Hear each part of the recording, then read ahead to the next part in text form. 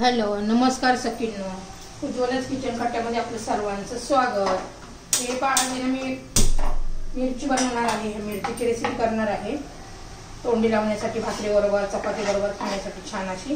तर बघा हे मी मिरच्या स्वच्छ अशा घेऊन उभ्या अशा कट करून घेतलेल्या आहेत। हे बघा अशी मध्ये कापून घ्यायची।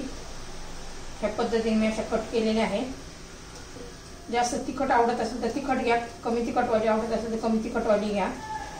अशा मिरच्या स्वच्छ अशा मी कापून घेतलेल्या आहेत आणि आता लसूण चिरून घेणार आहोत। लसूण असा भरपूर असा लसूण घालायचा। बघा माझ्या 10-12 पाकळ्या आहेत। एकदम बारीक बारीक असा कट करून घ्यायचा आहे। लसूण कट करेपर्यंत मी कढई गरम करून घेते। भरपूर अशा मी मिरचीच्या रेसिपी पण टाकलेल्या आहेत आपल्या चॅनलवर, तुम्ही त्या नक्की पहा, खूप छान लागतात। ती थोडीशी वेगळी आहे, खूप छान लागते।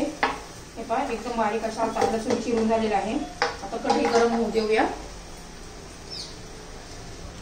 तर हे पहा आता आपली कढई गरम झालेली आहे। तर तेल घालून घेऊ।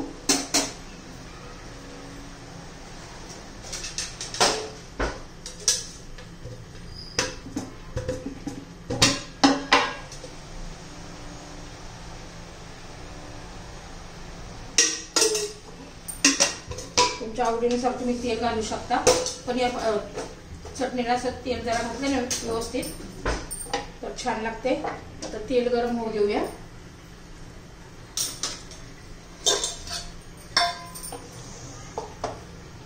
हे पहा आपलं तेल आता गरम झालेलं आहे। त्यात मी अर्धा चमचा मोहरी घातली आहे, अर्धा चमचा जिरं घातले। छान असं तडतडले। आता लसूण बारीक चिरलेलं लसूण घालून घेऊ।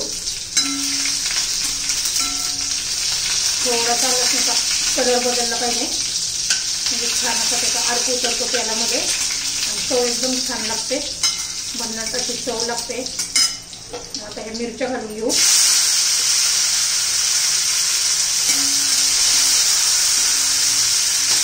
चांगलं तेलामध्ये घालून घेऊया मस्त।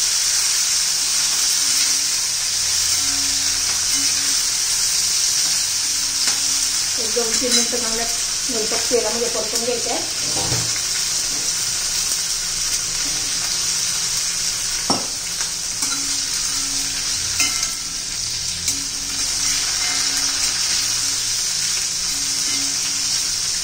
आता चवीनुसार मीठ घालून घ्यायचे।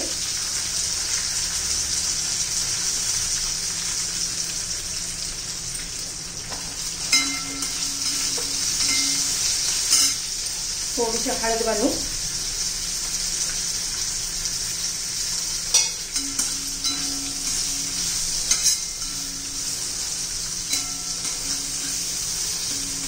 थोडंसं कपभर पाणी घालायचं।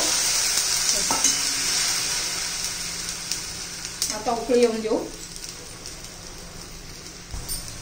छान अशी आता उकळी आलेली आहे। 2-3 चमचे भाजलेल्या शेंगदाण्याचा कूट घालायचंय, मोठा मोठा, एकदम बारीक नाही करायचा आहे।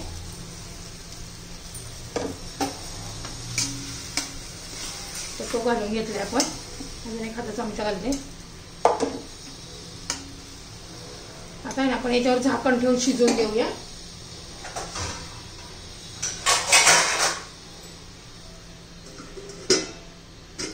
आता चांगलं 2-3 मिनिटं शिजवून द्यायची आहे।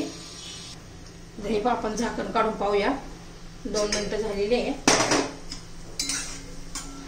होत आलेली आहे।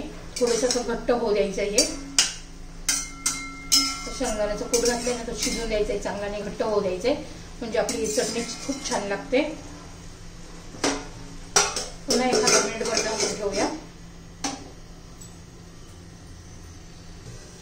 हे पहा आता बघूया। छान अशी आपली चटणी झालेली आहे बघा, एकदम अशी घट्ट जरा। हे बघा मस्त अशी आपली ही रेसिपी तयार झालेली आहे चटणीची।